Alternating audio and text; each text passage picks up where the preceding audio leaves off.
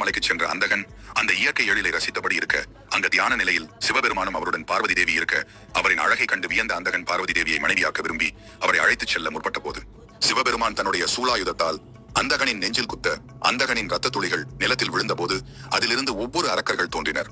அதே போல சிவபெருமானின் நெற்றியை தன்னுடைய கதத்தால் அடித்தான் அந்தகன். அப்போது சிவபெருமானின் நெற்றியில் வடிந்த ரத்த துளிகள் 4 பக்கம் சிதறி 64 பைரவர்கள் தோற்றுவித்தது.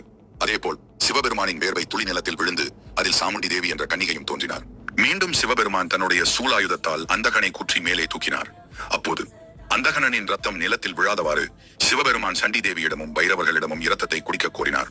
அதன்படி நிலத்தில் விழாதவாறு இருவரும் ரத்தத்தை குடிக்க, அப்பொழுது தனது தவறை உணர்ந்த அந்தகன் தான் ஆசைப்பட்ட பெண் தனது சொந்த தாய் என்றும் அவளுடைய கணவர் தனது சொந்த தந்தை என்றும் உணர்ந்தவுடன் தனது செயல்களுக்காக மிகவும் துக்கம் அடைந்து வெட்கப்பட்டார்.